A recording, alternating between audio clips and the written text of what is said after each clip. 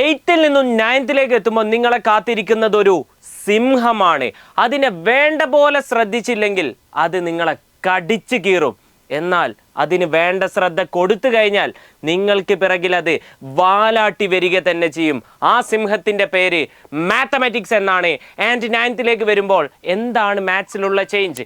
ഇതുവരെ 40 എഴുതിക്കൊണ്ടിരുന്ന എക്സാം ഇനി നമ്മൾ 80 നേരെ ഡബിൾ മാർക്കിലേക്ക് എത്താൻ പോവുകയാണ്. അപ്പോൾ അതിനനുസരിച്ച് തന്നെ ഉറപ്പായിട്ടും നമുക്ക് ഒരുപാട് കാര്യങ്ങൾ പഠിക്കാനും ഉണ്ടാവും. കൂടാതെ അതിൻ്റെ പുറമെ ഇത്തവണ സിലബസും കൂടെ അങ്ങ് ചേഞ്ച് ആയിട്ടുണ്ട് ഒന്ന് ചെറുതായിട്ട്. സോ നമുക്ക് കാര്യങ്ങൾ സത്യം പറയുകയാണെങ്കിൽ കുറച്ച് ഡിഫിക്കൽട്ടാണ്. എന്നാൽ നിങ്ങൾ നമ്മുടെ കൂടെ നിൽക്കുകയാണെങ്കിൽ ഇത് എല്ലാം നമ്മൾ സെറ്റാക്കും. ഇത്തവണ നമ്മളങ്ങ് പ്രെഡിക്റ്റ് ചെയ്യുകയാണ്. ഈ ക്വസ്റ്റ്യൻസ് ഒക്കെ ഞാൻ ഇപ്പോൾ ഇവിടെ പറയാൻ പോകുന്ന ക്വസ്റ്റ്യൻസ് ഒക്കെ നിങ്ങൾ അടിപൊളിയായിട്ട് പ്രാക്ടീസ് ചെയ്യുകയാണെങ്കിൽ നിങ്ങൾക്ക് ഉറപ്പായിട്ടും നല്ലൊരു സ്കോറിലേക്ക് എത്താൻ പറ്റും. സിലബസ് മാറിയതോ മാർക്ക് ഡബിൾ ആയതോ ഒന്നും നിങ്ങളെ ബാധിക്കാൻ പോകുന്നില്ല. സോ നമുക്ക് ഫസ്റ്റ് ക്വസ്റ്റ്യനിലേക്ക് തന്നെ കടക്കാം. പേഴ്സ് ഓഫ് ഇക്വേഷൻസ് അല്ലെങ്കിൽ സമവാക്യ ജോഡികൾ എന്ന് പറഞ്ഞ ചാപ്റ്ററിൽ നിന്നുള്ള ആദ്യത്തെ ക്വസ്റ്റ്യനിലേക്ക് തന്നെ നമുക്ക് കടക്കാം. മക്കളെ, മറ്റൊരു കാര്യം കൂടി, അതായത് എന്താണെന്ന് വെച്ച് കഴിഞ്ഞാൽ ഞാൻ മൊത്തം ക്വസ്റ്റ്യൻ എക്സ്പ്ലെയിൻ ചെയ്യാൻ പോവുക അല്ല. ഇവിടെ ഇന്ന ക്വസ്റ്റ്യൻസ് ഒക്കെ വരും എന്ന് ജസ്റ്റ് നിങ്ങളോട് പറഞ്ഞ് അതിനെക്കുറിച്ച് കുറച്ച് ബേസിക് ആയിട്ടുള്ള കാര്യങ്ങൾ മാത്രം പറഞ്ഞ് ഈ വീഡിയോ വളരെ ചെറിയ സമയം കൊണ്ട് തീർക്കാനാണ് ഞാൻ ഉദ്ദേശിക്കുന്നത്. ആൻഡ് ഇതിൻ്റെ വളരെ ഇപ്പോൾ ഓരോ ക്വസ്റ്റ്യനും വൃത്തിക്ക് അടിപൊളിയായിട്ട് പറഞ്ഞു തരുന്ന വീഡിയോസ് ഓൾറെഡി നമ്മളുടെ ചാനലുണ്ട്. ആൻഡ് ഇന്ന് രാത്രിയത്തെ ലൈവിൽ നമ്മൾ അടിപൊളിയായിട്ട് ഡിസ്കസ് ചെയ്യും. അപ്പോൾ എന്തൊക്കെയാണ് വരിക എന്നുള്ള മക്കൾ ഇവിടെ നോക്കി മനസ്സിലാക്കുക. ആൻഡ് ഇതിൻ്റെ ഒക്കെ ഒരു അടിപൊളി ക്ലാസ് ഇന്ന് രാത്രി ലൈവിൽ കാണുക. ആൻഡ് ഓൾറെഡി ഇന്നലത്തെ മെന്നാമത്തെയൊക്കെ ലൈവും നമ്മളുടെ ചാനലിലുണ്ട്. അതൊക്കെ സെറ്റായി കണ്ടിരിക്കുക. സോ നമുക്ക് ഫസ്റ്റ് ക്വസ്റ്റ്യനിലേക്ക് കടക്കാം. ഇങ്ങനെ ഒരു ക്വസ്റ്റ്യൻ നമുക്ക് ഉറപ്പായിട്ടും എക്സ്പെക്റ്റ് ചെയ്യാവുന്നതാണ്. അതായത് നമ്മളോട് ചോദിക്കുക ഇങ്ങനെയാണ്: സം ഓഫ് 2 നമ്പേഴ്സ്, 2 നമ്പറിൻ്റെ സം 24 ആണ്, ഡിഫറൻസ് 4 ആണ് എന്ന് പറഞ്ഞിട്ട് ഒരു ക്വസ്റ്റ്യൻ ഉണ്ടാവും. ആൻഡ് അതിൽ സം ഏതാണ് നമ്മൾ കാണേണ്ടത്? നമ്പേഴ്സ് നമ്മൾ കണ്ടുപിടിക്കണം. സോ ഒരു നമ്പറിനെ എക്സ് എന്നും അടുത്ത നമ്പറിനെ വൈ എന്നും നമ്മൾ എടുക്കും. ആൻഡ് അതിൻ്റെ സം 24 ആണ് എന്ന് പറഞ്ഞു കഴിഞ്ഞാൽ എക്സ് പ്ലസ് വൈ 24 ആണ് എന്നാണ് അർത്ഥം. ആൻഡ് അതിൻ്റെ ഡിഫറൻസ് വ്യത്യാസം 4 ആണ് എന്ന് പറഞ്ഞു കഴിഞ്ഞാൽ x minus y equal to 4 എന്നാണ് അർത്ഥം. ഇങ്ങനെ 2 ഇക്വേഷൻ സമവാക്യങ്ങൾ നമുക്ക് കിട്ടും. ഇത് സോൾവ് ചെയ്ത് നമുക്ക് ഈ ആൻസറിലേക്ക് എത്താം. മക്കളെ, ഉറപ്പായിട്ടും മാക്സിമം നിങ്ങളിത് മനസ്സിലാക്കി തന്നെ സെറ്റ് ചെയ്യാൻ വേണ്ടി ശ്രദ്ധിക്കുക. ഉറപ്പായിട്ടും നിങ്ങൾക്ക് ചോദിക്കാൻ പോകുന്ന ചോദ്യങ്ങളിൽ പ്രധാനമായിട്ടും മുൻനിരയിൽ തന്നെ ഉള്ള ഒരു ക്വസ്റ്റ്യൻ തന്നെയാണിത്. ആൻഡ് അടുത്ത ക്വസ്റ്റ്യനിലേക്ക് വരുമ്പോൾ നമ്മളോട് പറയും 3 പെൻസിലിനും 4 പെന്നിനും കൂടി 26 രൂപയായി, 6 പെൻസിലിനും 3 പെന്നിനും കൂടി 27 രൂപയായി. എങ്കിൽ പെൻസിലിന് എത്ര വില, പെന്നിന് എത്ര വില? ചിലപ്പോൾ പെൻസിലും പെന്നും ആയിരിക്കും, ചിലപ്പോൾ നോട്ടും 100 പേജ് നോട്ടും 200 പേജ് നോട്ടും ആയിരിക്കും ചോദിക്കുക. അങ്ങനെ എന്തെങ്കിലുമൊക്കെ ആയിരിക്കും ചോദിക്കുക. ബട്ട് ഈ ഒരു ടൈപ്പ് ക്വസ്റ്റ്യൻ മക്കൾ എക്സ്പെക്റ്റ് ചെയ്യണം. ആൻഡ് ഇതെങ്ങനെയാണ് ആൻസർ ചെയ്യുക എന്ന് ചോദിച്ചു കഴിഞ്ഞാൽ നമുക്ക് ഒരു രണ്ടിൻ്റെയും വില നമുക്കറിയണം. അതായത് പെൻസിലിൻ്റെ വിലയും അറിയണം, പെന്നിൻ്റെ വില അറിയണം. സോ നമുക്കത് അറിയൂല. സോ ഞാനൊരു പെൻസിലിൻ്റെ വിലയെ ഞാൻ എക്സ് എന്നെടുക്കുന്നു, ഒരു പെന്നിൻ്റെ വിലയെ ഞാൻ വൈ എന്നെടുക്കുന്നു. നോക്കി മക്കളെ, ആദ്യം അയാൾ വാങ്ങിയത് 3 പെൻസിലാണ്. ഒരു പെൻസിലിന് എക്സ് ആണെങ്കിൽ 3 പെൻസിലിന് 3x രൂപയാണ്. ഒരു പെന്നിന് വൈ ആണെങ്കിൽ 4 പെന്നിന് 4y രൂപയാണ്. അപ്പോൾ പെൻസിൽ വാങ്ങിയപ്പോൾ 3x രൂപയായി, പ്ലസ് പെന്ന് വാങ്ങിയപ്പോൾ 4y രൂപയായി. അപ്പോൾ 3x പ്ലസ് 4y, അങ്ങനെയാണ് അയാൾക്ക് ടോട്ടൽ 26 രൂപയായത്. അതായത് നമുക്ക് എങ്ങനെ എഴുതാൻ പറ്റും? 3x plus 4y equal to 26 എന്ന് എഴുതാൻ പറ്റും. അതേപോലെ രണ്ടാമത്തെ എങ്ങനെ എഴുതാൻ പറ്റും? 6x plus 3y equal to 27 എന്ന് നമുക്ക് എഴുതാൻ പറ്റും. ഇതാണ് നമ്മളുടെ 2 ഇക്വേഷൻ അല്ലെങ്കിൽ 2 സമവാക്യങ്ങൾ. ഇത് സോൾവ് ചെയ്തിട്ട് നമുക്ക് എന്ത് ചെയ്യാൻ പറ്റും? സിമ്പിളായിട്ട് ആൻസറിലേക്ക് എത്താൻ പറ്റും. സോ അടുത്ത ക്വസ്റ്റ്യനിലേക്ക് നോക്കുമ്പം ഉറപ്പാണ് മക്കളെ, ഒരു റെക്റ്റാങ്കിൾ ബേസ് ചെയ്തിട്ടുള്ള ഒരു ക്വസ്റ്റ്യൻ നിങ്ങൾക്ക് ഈ ഒരു ചാപ്റ്ററിൽ നിന്ന് ചോദിക്കാൻ ചാൻസ് ഉണ്ട്. അവിടെ ഇങ്ങനെയാണ് ക്വസ്റ്റ്യൻ വരിക: ദ ലെങ്ത്, മലയാളികൾക്ക് ഇവിടെ ഉണ്ട്, വേണമെങ്കിൽ ജസ്റ്റ് ഒന്ന് pose ചെയ്തോളി. The length of a rectangle is 3 centimeter more than its breadth. ബ്രെഡ്ത്തിനെക്കാട്ടിൽ 3 സെൻറ്റിമീറ്റർ അധികമാണ്. ആൻഡ് പെരിമീറ്റർ 50 ആണെന്ന് പറഞ്ഞിട്ടുണ്ട്. Sum of length and breadth കാണണം. നീളം പ്ലസ് വീതി എത്രയാണെന്ന് കാണണം. നോക്കിയടാ, ഞാൻ ഇതിൻ്റെ ലെങ്ത്തിനെ ഞാൻ എക്സ് എന്ന് വിളിക്കുന്നു. എന്താണ് ചെയ്യുന്നത്? ലെങ്ത്ത് എക്സ് ആണെന്ന് എടുക്കുന്നു. ആൻഡ് ഞാൻ എടുക്കുന്നു ബ്രെഡ്ത്ത് എത്രയാണ്? വൈ ആണെന്നും ഞാൻ എടുക്കുകയാണെങ്കിൽ, ബ്രെഡ്ത്ത് എത്രയാണ്? വൈ ആണെന്നും ഞാൻ എടുക്കുകയാണെന്ന് വിചാരിക്കുക. അപ്പോൾ മക്കൾക്കറിയാം 2 ഇൻറ്റു ലെങ്ത്ത് പ്ലസ് ബ്രെഡ്ത്ത് ആണ് എന്ത് പെരിമീറ്റർ എന്ന് പറയുന്നത്. അതായത് 2 ഇൻറ്റു ലെങ്ത്തും ബ്രെഡ്ത്തും എത്ര എക്സും വൈയും. അപ്പോൾ അതായത് 2 ഇൻറ്റു എക്സ് പ്ലസ് വൈ ആണെന്ത് പെരിമീറ്റർ.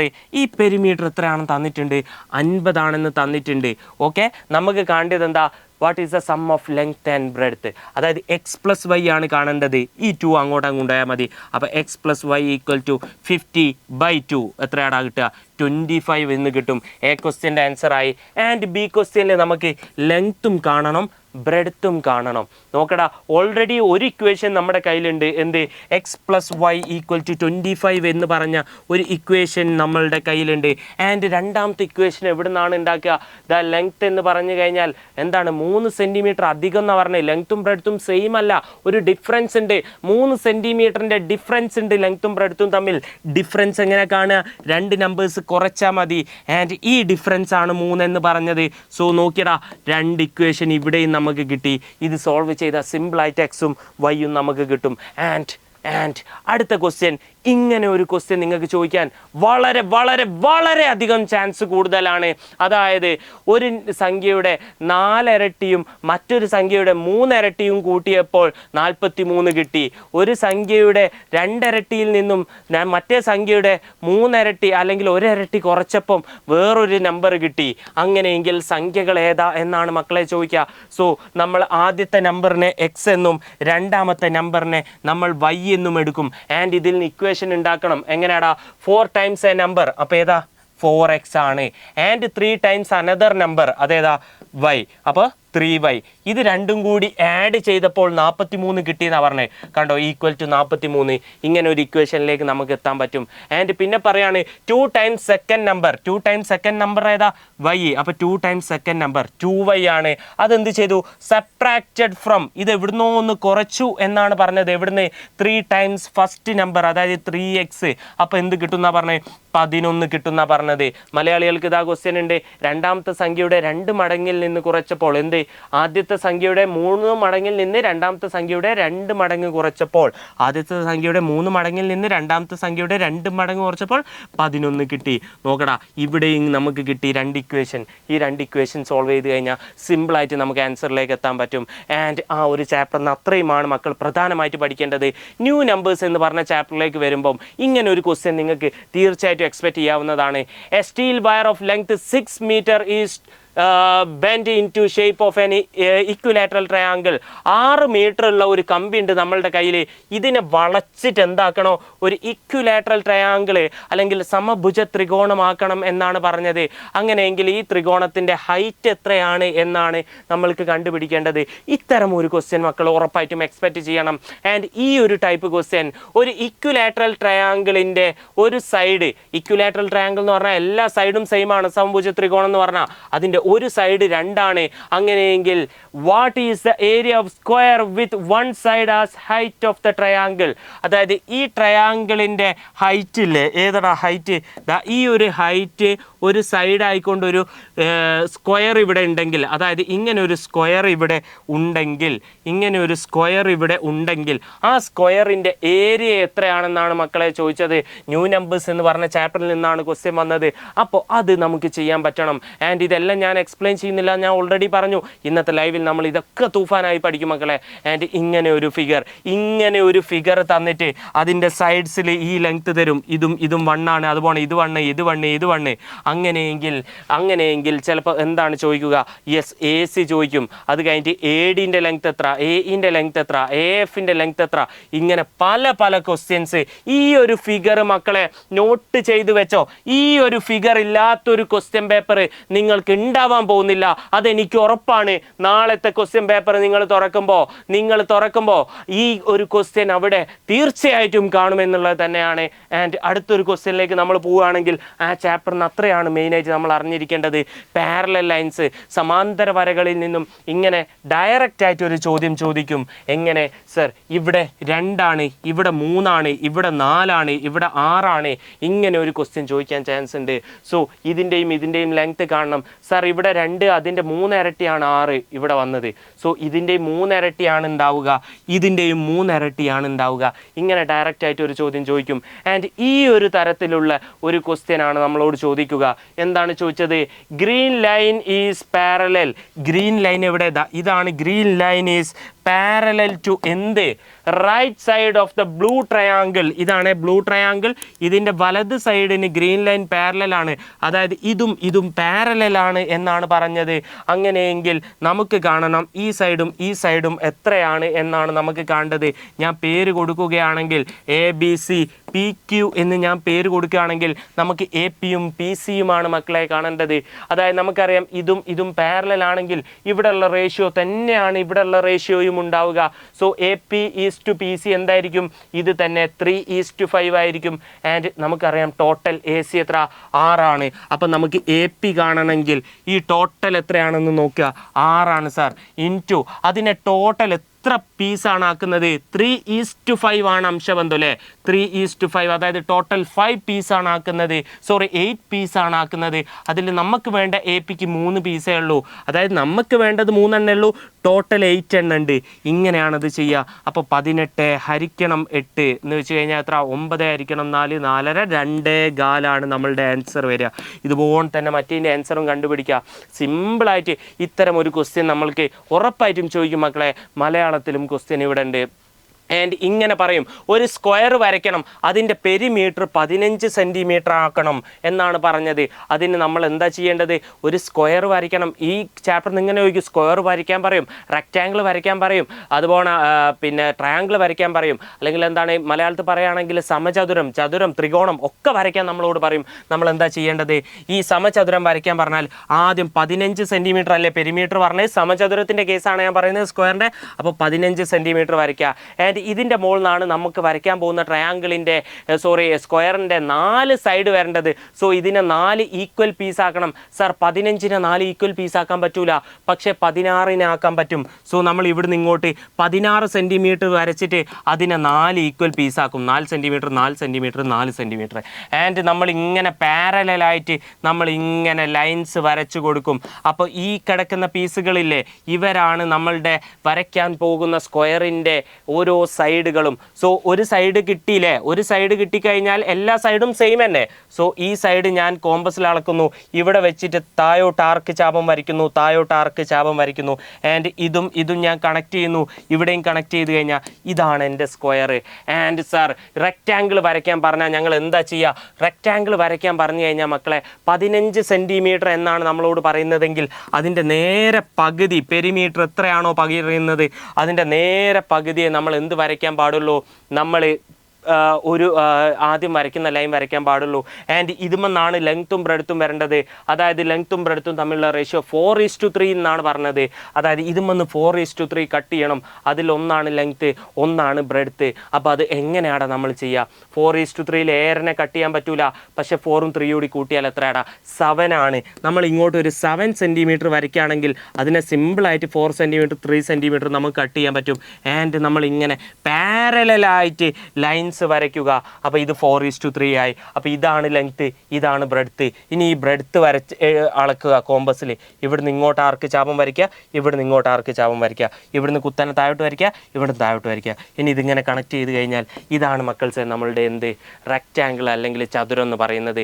ആൻഡ് ട്രയാങ്കിൾ വരയ്ക്കാൻ പറയടാ. ട്രയാങ്കിൾ വരയ്ക്കാൻ ഉറപ്പായിട്ട് മക്കളോട് ചോദിക്കും, മക്കളെ ഒരു ട്രയാങ്കിൾ വരയ്ക്കണം, ഇന്ന പെരിമീറ്റർ ആൻഡ് ഇന്ന റേഷ്യോയിൽ ഒരു ട്രയാങ്കിൾ വരയ്ക്കണം എന്ന് പറഞ്ഞു കഴിഞ്ഞാൽ നമ്മൾ എന്താണ് ചെയ്യേണ്ടത്?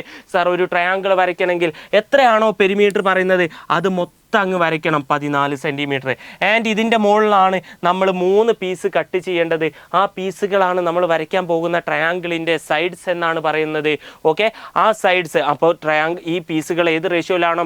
3:4:5. അപ്പോൾ നമ്മൾ എന്താ ചെയ്യേണ്ടത്? 3ഉം 4ഉം 7, 7ഉം 5ഉം 12. ഇവിടുന്ന് ഇങ്ങോട്ട് ഒരു 12 സെൻറ്റിമീറ്ററിൻ്റെ ലൈൻ വരയ്ക്കണം. അതിനെ 3:4:5 ചെയ്യണം. ആൻഡ് ഇതിന് പാരലായിട്ട് നമ്മൾ വരകൾ വരയ്ക്കണം. അപ്പോൾ 3 കഷ്ണം കിട്ടി. സോ ബാക്കി എന്ത് ചെയ്യുക? ഈ കഷ്ണം അളന്ന് കോമ്പസിൽ ഇവിടെ വെച്ചിട്ട് ഇങ്ങോട്ട് വരയ്ക്കുന്നു, ഈ കഷ്ണം അളന്നിട്ട് ഇങ്ങോട്ട് വരയ്ക്കുന്നു. ആൻഡ് ഇത് കണക്ട് ചെയ്ത് കഴിഞ്ഞാൽ ഇതാണ് നമ്മളുടെ ട്രയാങ്കിൾ. ഇത് മനസ്സിലാക്കണം മക്കളെ. ആൻഡ് ഇങ്ങനെ ഒരു ഫിഗർ വരും. ഈ ഫിഗർ തന്നിട്ടുള്ള ക്വസ്റ്റ്യൻ ചോദിക്കും. ഈ ഫിഗർ തന്നിട്ടുള്ള ഒരു ക്വസ്റ്റ്യൻ ഉറപ്പായിട്ടും ചോദിക്കും. ഇതിൽ Pയും Qയും Rഉം മിഡ് പോയിൻ്റ് ആണ് എന്ന് പറയും. ആൻഡ് ഇത് കണ്ടെത്താൻ പറയും. ഇവിടെയുള്ള എന്തൊക്കെ പെരിമീറ്റർ, ചെറുതിൻ്റെ പെരിമീറ്റർ, ഈ ഒരു ചെറിയ സാധനത്തിൻ്റെ പെരിമീറ്റർ തന്നിട്ട് മൊത്തം മൊത്തം പെരിമീറ്റർ അല്ലെങ്കിൽ ചുറ്റളവ് കാണാൻ പറയും, അല്ലെങ്കിൽ ഏരിയ കാണാൻ പറയും. സോ അതെങ്ങനെയാണ് ചെയ്യാന്നുള്ളതൊക്കെ നമുക്ക് ലൈവിൽ ഡിസ്കസ് ചെയ്യാം. ആൻഡ് അടുത്തതായിട്ട് ഇങ്ങനെ മീഡിയനും സെൻട്രോയിഡും അല്ലെങ്കിൽ മധ്യമ കേന്ദ്രവും വെച്ചിട്ടുള്ള ഒരു ക്വസ്റ്റ്യൻ മക്കളെ ഉറപ്പായിട്ടും ചോദിക്കാൻ സാധ്യതയുണ്ട്. ആൻഡ് അതും നമ്മൾ ലൈവിൽ ഡിസ്കസ് ചെയ്യും. ഇപ്പം നമ്മൾ ജസ്റ്റ് നോക്കുകയാണ് എന്തൊക്കെയാണ് നമ്മൾ പഠിക്കേണ്ടത് എന്നുള്ളത്. ആൻഡ് അടുത്തതായി ഐഡൻറ്റിറ്റീസ് എന്ന് പറഞ്ഞ ചാപ്റ്റർ വരുമ്പോൾ വളരെ വളരെ ഇമ്പോർട്ടൻ്റ് ആയിട്ടുള്ള ചോദ്യം. ഇന്ന് ഞാൻ 3 ക്വസ്റ്റ്യൻസ് ആണ് ഇവിടെ നിങ്ങൾക്ക് കാണിച്ചു തരുന്നത്. ഈ 3 ക്വസ്റ്റ്യനും നിങ്ങൾ ഇമ്പോർട്ടൻ്റ് ആയി പഠിക്കണം മക്കളെ. ഉറപ്പായിട്ടും പ്രൊഡക്റ്റ് ഓഫ് 2 നമ്പർ 2 100 ആൻഡ് അവരുടെ സമ്മ് പ്രൊഡക്റ്റും സമ്മും നിങ്ങൾക്ക് തരും മക്കളെ. പ്രൊഡക്റ്റും സമ്മും നിങ്ങൾക്ക് തരും. എന്നിട്ട് നിങ്ങളോട് ചോദിക്കും product of numbers next to each എന്നുള്ള ഒരു ക്വസ്റ്റ്യൻ ഉറപ്പായിട്ടും നിങ്ങൾക്ക് വരും. ആൻഡ് നമ്മൾ ഇന്ന് ലൈവിൽ അത് സെറ്റായിട്ട് പഠിക്കുക ചെയ്യും, ഒരു ഡൗട്ടും ഇല്ല. ആൻഡ് അതേ ക്വസ്റ്റ്യനിൽ ചെറിയ മാറ്റം വന്നിട്ട് ഇങ്ങനെ ചോദിക്കും. പ്രൊഡക്റ്റ് ഓഫ് ഓഡ് നമ്പേഴ്സ് ആയിരിക്കും തരിക. ക്വസ്റ്റ്യനിൽ ചെറിയ മാറ്റമേ ഉള്ളൂ. അതിനനുസരിച്ച് നമ്മൾ ആൻസറിൽ ചെറിയ അറേഞ്ച്മെൻറ്റ്സ് മാത്രം ചെയ്താൽ മതി. കൺസെപ്റ്റ് ഒക്കെ ഒരേ കൺസെപ്റ്റ് തന്നെ മക്കളെ. അപ്പോൾ ഇത് പഠിക്കാൻ ഒരു ബുദ്ധിമുട്ടുമില്ല, നമ്മൾ ഇത് പഠിക്കും. ആൻഡ് അതേ ക്വസ്റ്റ്യൻ തന്നെ വേറൊരു രീതിയിലും ചോദിക്കും. എങ്ങനെയാണ്? ഇതാ ഇങ്ങനെ പ്രൊഡക്റ്റും ഡിഫറൻസും തന്നിട്ട്, അല്ലെങ്കിൽ തുകയും ഗുണനഫലവും അതുപോലെ തന്നെ വ്യത്യാസവും തന്നിട്ടുള്ള ക്വസ്റ്റ്യനും ഐഡന്റിറ്റീസിൽ നിന്ന് നമ്മൾ ഉറപ്പായിട്ടും പഠിക്കണം. ഈ ക്വസ്റ്റ്യൻ നിർബന്ധമായിട്ട് നിങ്ങൾക്ക് വരാൻ പോകുന്നതാണ്. ഈ 3 ക്വസ്റ്റ്യനും തന്നെ ചിലപ്പോൾ നിങ്ങളുടെ പരീക്ഷാ പേപ്പറിൽ നിങ്ങൾ കാണുമ്പോൾ സാർ അത് പറഞ്ഞത് ഞാൻ കേൾക്കാണ്ട് ലൈവ് ഞാൻ കാണാണ്ട് പോയല്ലോ, എൻ്റെ 15-14 മാർക്ക് പോയല്ലോ പറഞ്ഞ് വിഷമിക്കേണ്ടി വരും. സോ നിർബന്ധമായിട്ടും ഈ ക്വസ്റ്റ്യൻ പഠിച്ചിരിക്കണം. എന്നിട്ടേ നിങ്ങളൊരു തരി അപ്പുറത്തോട്ടോ ഇപ്പുറത്തോട്ടോ നോക്കാൻ പാടുള്ളൂ. ഇത് വരും എന്നുള്ളത് ഉറപ്പുള്ള കാര്യമാടാ, ഉറപ്പാടാ, നോട്ട് ചെയ്ത് വെച്ചോ. ഉറപ്പായിട്ടും ഈ ക്വസ്റ്റ്യൻസ് വരും. ആൻഡ് ലാസ്റ്റിലേക്ക് വരുമ്പോൾ ഇറാഷണൽ മൾട്ടിപ്ലിക്കേഷൻ എന്ന് പറഞ്ഞ ചാപ്റ്ററിലേക്ക് വരുമ്പം ഈ ഒരു ക്വസ്റ്റ്യൻ മക്കളെ, ഇതിൽ നിന്ന് മെയിനായിട്ട് ക്വസ്റ്റ്യൻസ് ഒരുപാടൊന്നും ചോദിക്കാൻ പോകുന്നില്ല. പക്ഷേ നിങ്ങൾ ഈ ഒരു ക്വസ്റ്റ്യൻ നിർബന്ധമായിട്ടും നോക്കിയിരിക്കണം മക്കളെ. ഈ ക്വസ്റ്റ്യൻ നിങ്ങൾക്ക് നിർബന്ധമായിട്ടും നിങ്ങളുടെ എക്സാം പേപ്പറിൽ കാണാൻ പറ്റും. സോ ഇത്രയൊക്കെയാണ് നമ്മളുടെ 5 ചാപ്റ്ററിൽ നിന്ന് ഇത്രയൊക്കെയാണ് മക്കളെ ചോദിക്കാൻ പോകുന്നത്. ഇത്രയും ക്വസ്റ്റ്യൻസ് നാളെ എക്സാം പേപ്പറിൽ ക്വസ്റ്റ്യൻ പേപ്പറിൽ നിങ്ങൾ തീർച്ചയായിട്ടും കണ്ടിരിക്കും. ആൻഡ് ഇവിടെ ഈ വീഡിയോ കണ്ടവർക്കൊക്കെ നാളെ അടിപൊളി മാർക്ക് കിട്ടും എന്നുള്ള കാര്യത്തിൽ ഒരു സംശയവുമില്ല. സോ ഇന്നത്തെ ലൈവിൽ പങ്കെടുക്കാൻ മറക്കരുത്. നമ്മൾ എന്തൊക്കെയാണോ ഡിസ്കസ് ചെയ്യുന്നത് അത് മുഴുവൻ നിങ്ങൾ പഠിച്ചു പോയാൽ നിങ്ങൾക്ക് എത്താം A+ലേക്ക്. 40-ന്ന് 80-ലേക്ക് ക്വസ്റ്റ്യൻ പോയത് നിങ്ങൾ അറിയ പോലുമില്ല. നമ്മൾ സെറ്റാക്കും, പവറാക്കും.